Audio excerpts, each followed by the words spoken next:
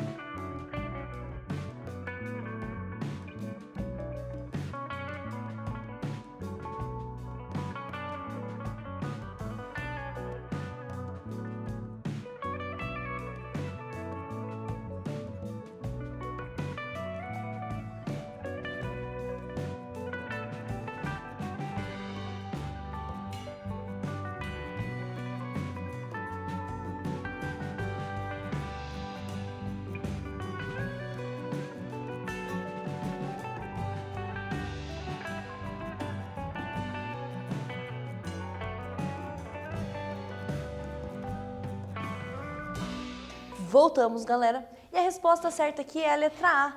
Tanto a tênia quanto o esquistossomo, ele vai ter um hospedeiro intermediário e um definitivo. Então a gente vai falar bastante sobre isso agora.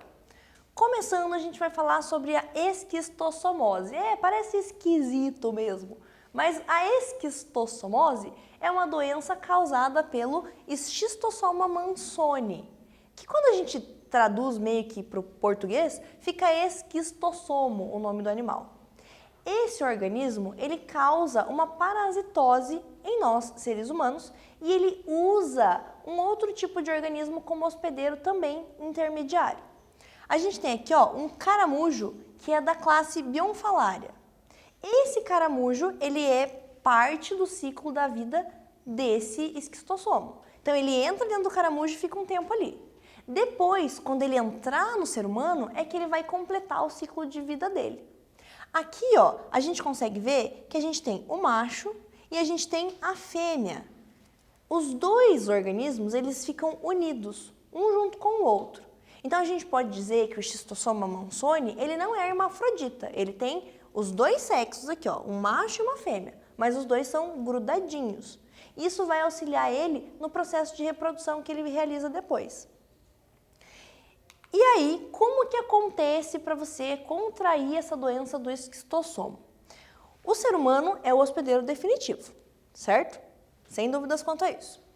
Os machos e as fêmeas, eles vão se instalar no vaso sanguíneo do intestino, do fígado e do baço do ser humano, que é onde ele vai realizar a fase sexuada da reprodução. Vocês estão vendo essa imagem aqui, que é para eu poder explicar para você como que acontece. Então, assim, aqui a gente tem o ser humano está lá num riacho, ele vai pescar para poder ter o alimento dele e viver a vida dele. O que acontece? O embrião do esquistossomo, ele tem uma fase que ele parece um protozoário com cílios, mas ele não é um protozoário, ele continua sendo um plateuminte, só lembra a estrutura. Essa estrutura aqui de miracídio é a fase que ele se instala dentro do caramujo. Quando ele está dentro do corpo do caramujo, ele faz essa reprodução assexuada, que ele passa de miracídio para uma cercária. Então ele evolui dentro do caramujo. Ele precisa ter esse tempo de vida ali dentro para passar de fase, ter uma pouca evolução. Quando ele chega a esse estágio de cercária, ele sai de dentro do caramujo e fica na água. E aí, quando a pessoa entra na água, acontece dele passar para o corpo do ser humano através da pele. Então, ele não vai ser ingerido, ele vai entrar no teu corpo pela sua pele. E aí, para onde que ele vai? Ele vai lá para o seu vaso sanguíneo do intestino, do fígado e do baço. E aí, acontece os sintomas da doença, que é o que a gente vai ver aqui, Essa doença, ela também pode ser chamada de barriga d'água. Você já ouviu sua avó falando sobre isso? Você já viu alguma imagem de alguma criança ou até mesmo de alguma pessoa com isso? Por que eles chamam essa doença de barriga d'água? Porque tanto o baço quanto o fígado, eles acabam inchando bastante. Eles têm um inchaço muito grande e isso faz com que a barriga acaba se expandindo. Então, essa expansão do abdômen é por causa do inchaço dos órgãos aonde o parasita está instalado. Como sintoma dessa doença, você pode ter diarreia, você pode ter coceira no corpo, porque o bichinho vai entrar pela sua pele. Você pode ter vômito, aumento do baço e do fígado, como eu te mostrei aqui. E aí, um acúmulo de plasma. O plasma é o líquido que tem no sangue. Então, vai aumentar a quantidade desse líquido que está dentro desses órgãos, por isso que ele incha bastante. E aí, vai acarretar essa distensão, esse aumento da barriga. E aí, parece que a pessoa comeu uma melancia inteira, está com a barriga cheia de água. Na verdade, não. Ela está com os parasitas lá nos vasos sanguíneos. E aí, ele incha e fica desse jeito. Certo? Como que a gente previne esse tipo de doença, então? O tratamento é feito com medicamento específico. Tem vários tipos de pesquisas buscando melhorar os medicamentos, tentando até fazer uma vacina para isso, mas ainda não saiu essa vacina. Então, quando a pessoa tem esse tipo de doença, a gente usa medicamentos para acabar com o organismo. Mas em caso de prevenção, a gente vai ter que ter algumas medidas. Quais são elas? Um saneamento básico com coleta e tratamento de esgoto. Então, se você tem um tratamento de esgoto, você consegue controlar essa passagem do protozoário. Do protozoário não, desculpa, do parasita. Tratamento dos doentes. Então, se a pessoa está doente, você vai dar o remédio para ela e ela não vai eliminar esse organismo nas fezes dela, não vai cair na água e não vai passar para outras pessoas. Então, já é mais uma forma de segurar o avanço da doença. Ações educativas em saúde. Então, a gente pode ter nas unidades de saúde básicas profissionais que desenvolvam promoções de ações educativas. Eles vão passar nas casas, vão avisar o pessoal, ó, você não pode ficar andando descalço por aí, se você for entrar na água, toma cuidado, essa água está contaminada, ou então, vamos melhorar, não vamos ficar jogando esgoto aqui nesse riacho. Então, ações de educação em saúde.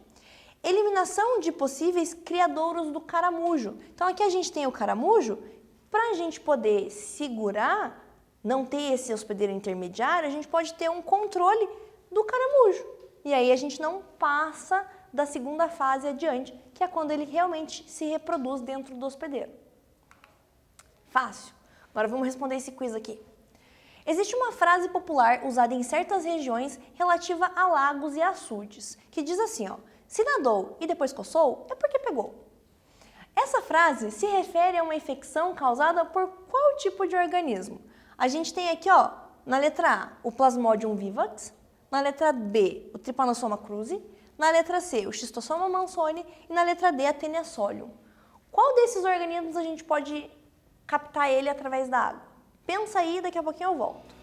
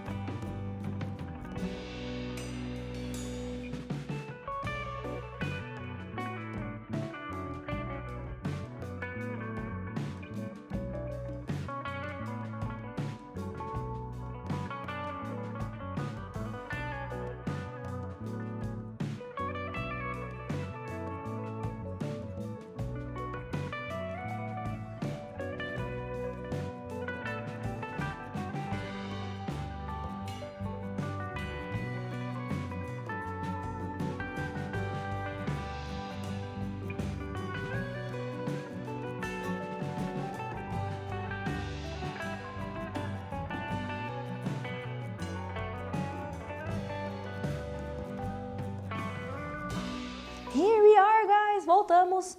E agora a gente vai ver que a resposta certa é a letra C. O Schistosoma mansoni é o que causa a esquistossomose, essa doença que a gente adquire de entrar na água quando a gente tem o caramujo e as fases do esquistossoma. Agora a gente vai falar da tênia, que é o outro tipo de parasita dentro dos plateumintes. Ela tem esse corpo bem comprido e aí ela vai cada vez aumentando ainda mais. A gente também chama a tênia de solitária, porque quando ela está dentro de um organismo, só está ela lá. Às vezes podem ter outras infestações por outros vermes, mas de plateuminte só vai ter uma. Então, se você encontrar a tênia, você vai encontrar só uma tênia. A gente tem dois tipos de tênia. A tênia solium, que é essa aqui, e a tênia saginata, que é essa aqui. Qual que é a diferença das duas? A tênia solium, ela tem um gancho. Ela tem uma cabecinha que a gente chama de scolex. Lá no scolex da solium tem gancho e tem ventosa. Então ela gruda e suga. Quando a gente fala da tênia saginata, ela só tem scolex, ela não tem esse gancho na ponta. Então ela só gruda igual ventosa quando a gente gruda no vidro, mas ela não consegue perfurar tanto quanto a tênia solium.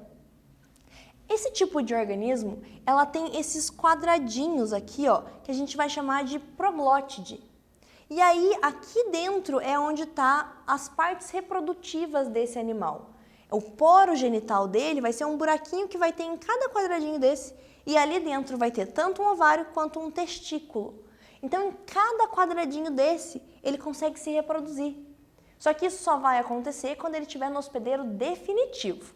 Então, vamos acompanhar aqui o próximo slide para entender isso melhor. O hospedeiro intermediário desses animais vão ser diferentes. Quando a gente falar de tênia solium, que é aquela que tem o gancho na ponta, ela vai ter como hospedeiro intermediário o porco. Quando a gente falar de tênia saginata, que não tem o gancho na ponta, o hospedeiro dela é a vaca, ou então o boi. Mas você pode usar o finalzinho do nome para lembrar. Saginata tem hospedeiro como vaca e a solium, o porco, certo? A teníase é a doença que esse animal vai causar na gente e também nos outros animais. O que acontece? Quando ela entra dentro do intestino, ela vai estar sozinha ali. Então, ela vai ser chamada de solitária. Quando ela estiver no intestino, ok. Não que seja ok você ter um bicho no seu intestino, mas ela pode entrar em outros tecidos. E é aí que está o problema, o perigo do negócio. Quando a gente fala de teníase, a gente vai ter esse tipo de infestação causada pela ingestão de carne de boi ou de porco que esteja com a larva desses organismos. Então, lembra que eu te falei que o porco e o boi ou a vaca são hospedeiros intermediários.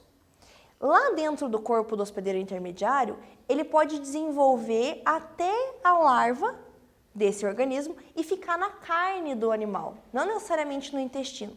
Se você comer essa carne de uma má procedência, se você não preparar ela de uma forma correta, você pode ingerir essa larva. E aí, ó, das duas espécies de tênias, tanto que pode entrar no ser humano, tanto a tênia solium, que é a número 1, que entra através da carne do porco, e a saginata, que é a número 2, que a gente absorve ela, ingere ela, através de carnes de vaca, a gente tem que tomar esse cuidado de ter uma carne de boa procedência e um preparo muito bem feito, para que você não ingira aqui, ó, a larva.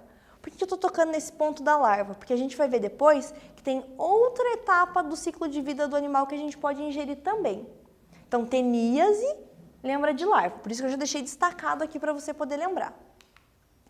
O verme adulto, ele vive preso dentro do intestino do hospedeiro. E aí ele vai usar esses ganchos e essas ventosas que ele tem lá na cabeça para poder se fixar. E aí ele aproveita que ele está fixo e já vai sugando os nutrientes de dentro do intestino. Porque é no intestino onde a gente tem a absorção de nutrientes, de todo o alimento que a gente ingere. As tênias, elas são então hermafroditas. Lembra que eu te mostrei a imagem? Ela tem tanto óvulo quanto testículo ali dentro da proglótide. E aí, cada vez que ela estiver pronta dentro do intestino humano, ela vai liberar essa proglótide com os próximos representantes dela prontos e formados para poder infestar outra pessoa. Esse animal ele faz um tipo de reprodução sexuada dentro do nosso corpo, por autofecundação. Como assim? Dentro de cada quadradinho desse tem tanto o ovário quanto o testículo. Então vai ter óvulo e espermatozoide tudo ali. Ela só vai misturar os dois e vai formar um novo indivíduo, um porozinho ali para poder liberar. Esses ovos que ela vai fazer vão ser eliminados nas fezes. Nas fezes de quem? Do ser humano. Então, quando a pessoa está com essa infestação, ela percebe nas fezes que saem uns quadradinhos. E esses quadradinhos são as proglótides da tênia que estão sendo eliminadas. E eles podem contaminar tanto a água quanto o ambiente, se você não tiver um saneamento básico. Só para lembrar aqui, ó, na cabeça dela é onde tem essas estruturas que ela usa para se fixar. Nesse caso, desse tipo de organismo que é a tênia, ela é muito interesseira, porque ela está dentro do hospedeiro. Então, ela está ali absorvendo os nutrientes dele.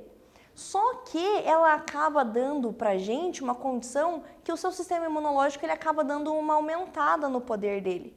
Porque ela não quer que o hospedeiro morra. Então, se você for fazer exame de sangue, você vai perceber que tem algumas substâncias que estão numa quantidade maior. Porque esse animal está fazendo você produzir mais condições para você ficar bem. E aí ele te engana, mas na verdade ele está querendo absorver seus nutrientes. Quais são os sintomas da teníase? Diarreia, cansaço, alterações no apetite, emagrecimento e dor abdominal. Porque você vai ter um negócio ali te sugando na barriga.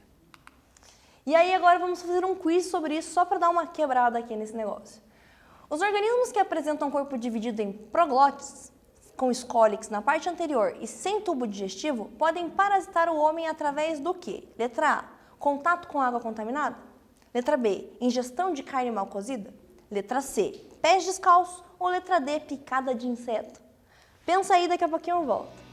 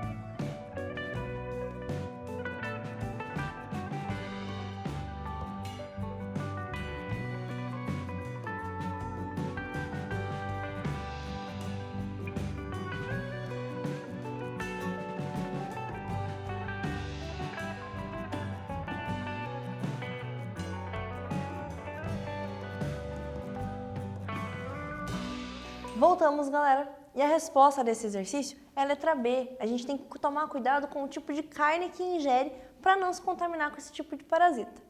Lembra que eu te falei que tinha um outro porém desse tipo de animal?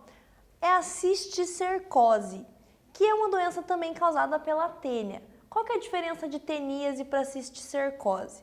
O contágio, nesse caso, é feito pela ingestão de ovos das tênias, diferente da outra que a gente já ingeria a larva. O que acontece? Esses ovos eles vão estar tanto na água contaminada quanto em outros alimentos que não forem bem lavados, como frutas e verduras. No caso aqui, ó, do parasita intermediário, do hospedeiro intermediário, que seria a vaca ou o porco, eles vão estar com o ovo dentro deles. Eles podem estar com essa fase de ovo não eclodida ainda, não virou uma larvinha. E aí você acabou ingerindo o ovinho. Só que o ovo, ele não sabe ainda que ele é uma larva, que ele tem que parasitar intestino. Então o que acontece? Ele fica perdidaço. Ele fala assim, opa, para onde eu vou? Eu tenho vários órgãos, vários tecidos, e aí ele fica meio sem saber para onde ele vai. E aí ele acaba indo para outros órgãos. E aí a gente vai ver quais são esses órgãos. Mas aí nesse caso, ele vai desenvolver a fase dele de ovo para larva e depois a larva vai se desenvolver, virar um adulto e fazer reprodução sexuada. Tudo isso dentro do ser humano. Então tem uma diferença com a outra que a gente tinha visto antes. E aí dentro do ser humano ele faz lá a reprodução sexuada e libera dentro das ploglotes o ovinho de novo para poder completar o ciclo de volta. No caso da cisticercose, dentro do corpo humano, os ovos vão dar origem às larvas e eles podem se alojar nos olhos, nos músculos, nos pulmões ou então no cérebro. E aí que está aquele perigo que sua avó fala assim, você não pode comer carne de porco crua, porque daí você vai pegar o bichinho do porco na cabeça. Já viu isso? Então é isso aí. Por quê? O ovo, como ele não tem a função de larva ainda, ele não sabe qual tecido escolher. Então ele entra na corrente sanguínea e vai para outros órgãos. Os danos que eles podem causar são inúmeros. Dependendo do órgão, vai ser o tipo de lesão que ele vai ocorrer. Mas a gente tem que tomar esse cuidado porque você pode ter muitos danos. Se ele chegar no seu cérebro, você pode até ter um tipo de demência, ter dificuldade de aprendizado, você pode ter várias coisas com isso que é muito perigoso. Então, cuide com o que você vai se alimentar. Não ingira carnes de má procedência ou mal cozidas. E aí, a gente tem aqui um ciclo para você poder analisar tanto a teníase quanto a cisticercose. Você tem lá o ovo, no caso da cisticercose, ele pode estar dentro do homem ou dentro do porco. E aí que ele vira uma larva. Depois disso, ele vai para outros tecidos, tanto do cérebro, dos olhos, do intestino. Quando a gente fala de teníase, você já ingere o cisticerco, que é a larva pronta. Então ela já vai crescer, ficar adulta para produzir mais novos ovos. Então esse ciclo aqui é bem bacana para você copiar no seu caderno depois. Fica a dica. Quais são as medidas de prevenção de tudo isso? A gente pode ter saneamento básico, assim como diz esquistossomose, controle sanitário de carnes, então os açougues cuidarem bem disso, cuidar dos animais que são abatidos. Educação sobre saúde e higiene. Quer mais educação sobre saúde e higiene do que a gente está tendo agora na pandemia? Você lava a mão o dia inteiro. Você tem que lavar bem todos os alimentos que chegam na sua casa. Você tem que tomar seu banho, lavar sua mão todo dia. Então, saúde e higiene é o que há para tudo. Além disso, tratamento adequado dos doentes. Quando a pessoa estiver doente, ela vai ter que tomar os remédios, passar por todos os procedimentos para melhorar. Na prevenção da cisticercose, também se inclui a higienização de frutas e hortaliças. Porque o ovo pode estar em outras partes, não só na carne. Então, é muito importante ter todos esses cuidados. Agora, mais uma atividade para a gente fixar tudo isso. Sobre as doenças que estudamos hoje, diga como se chamam os pateuminos que causam as patologias abaixo. Patologia é doença. Então, letra A, teníase. Quem que causa? Letra B, esquistossomose. Quem que causa? Responde aí, daqui a pouquinho eu volto.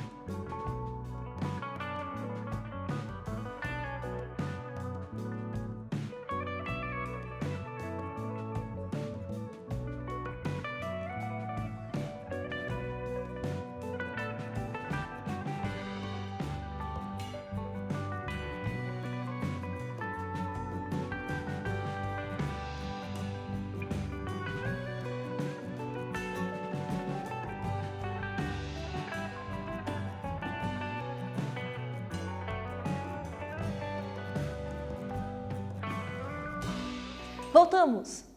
E aqui nós temos a teníase, que é causada pela tênia. E a gente viu que tem dois tipos de tênia, a tênia solium e a tênia saginata. E a esquistossomose é causada pelo esquistossomo, que a gente sabe o nome científico dele, que é Esquistossoma mansoni. Muito legal, né? Agora, mais uma atividade para você aí que está gostando desse assunto. Para quem não está gostando também, mais uma atividade. Observe as frases e responda V para as que forem verdadeiras e F para as que forem falsas. Então você vai analisar as frases aqui, eu vou deixar você fazer sozinho, porque você é demais, e daqui a pouquinho eu volto para saber se você conseguiu responder.